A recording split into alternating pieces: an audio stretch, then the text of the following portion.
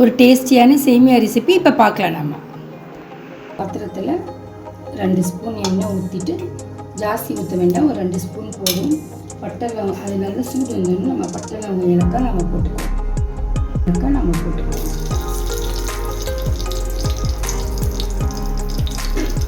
இதில் சாப் பண்ணி வச்சுருக்க வெங்காயத்தையும் நம்ம ஆட் பண்ணிக்குவோம். ஓகேஸ்டா, இப்போ வெங்காயம் கோல்டன் ப்ரௌன் ஆகிடுச்சு. இதுதான் முக்கியம். இந்த ப்ரௌன் ஆகலைன்னா நல்லா இருக்காது. இப்போ நம்ம இந்த இஞ்சி பூண்டு பேஸ்ட்டை ஆட் பண்ணிடுவோம்.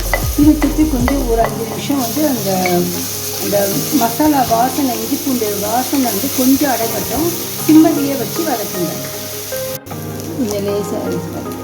இப்போ நம்ம தக்காளி, கொத்தமல்லி, பச்சை மிளகாய் எல்லாத்தையும் இதில் ஆட் பண்ணிடலாம்.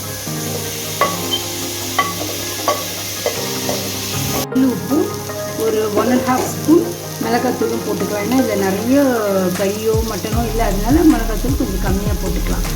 அது உங்களுடைய வசதி, நம்ம முன்ன பின்ன போட்டுக்கலாம். தண்ணி ஊற்றி இந்த மசாலா கொஞ்சம் ஸ்மெல் அடங்கிறதுக்காக ஒரு 1/2 கிளாஸ் தண்ணி ஊற்றி அந்த மசாலாவே நம்ம அந்த மசாலா கொஞ்சம் ஸ்மெல் அடங்கிறதுக்கு ஒரு 1/2 கிளாஸ் தண்ணி ஊற்றி வச்சுருவோம். ஒரு 2 செகண்ட் இது அப்படியே இருக்கட்டும். நல்லா தரன்னு குதிக்க ஆரம்பிச்சிருச்சு. இப்போ நம்ம சேமியாவை நம்ம இதில் ஆட் பண்ணிடலாம்.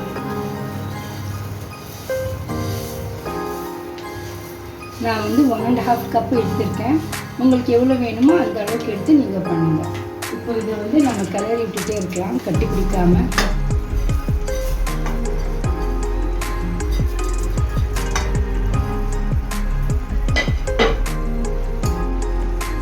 இது இந்த பேம்பினோ சேமியான்றதுனால கொஞ்சம் நின்று வேகும். அது வரைக்கும் நம்ம இது பண்ணுவோம். ஏன்னா இதே ஸ்டேஜ்லேயே நம்ம கொஞ்சம் தண்ணி இருக்கும்போதே நம்ம எடுத்து வச்சுருக்க முட்டையை நம்ம ஊற்றிடலாம். வேகட்டும். இது கொஞ்சம் ஒரு 3 செகண்ட் வந்தால் கூட போதும். அந்த தண்ணி அதுக்கு தகுந்த தண்ணி நான் கொடுத்துருக்கேன். இந்த மாதிரி இருக்க சூழ்நிலை என்ன பண்ணணும், நம்ம இந்த முட்டையை 2 முட்டை நான் எடுத்து வச்சுருக்கேன். 2 முட்டையும் நம்ம ஊற்றிடலாம்.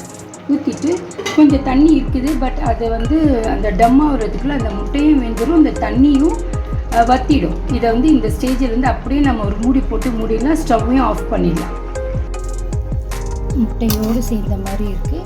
நல்ல பயிறு மாதிரி தனித்தனியாகவும் இருக்குது. சூப்பராக இருக்குது. இப்போ நமக்கு வேணும்னா இந்த முட்டையை நல்லா ஸ்மாஷ் பண்ணிக்கலாம். பார்த்துக்கோங்க, அது ஸ்மாஷ் பண்ணும்போது சேமியாவும் சேர்ந்து குழஞ்சிட போகுது. நீங்களும் ட்ரை பண்ணிவிட்டு எப்படி இருந்ததுன்னு கமெண்ட் பண்ணுங்கள். தேங்க்யூ.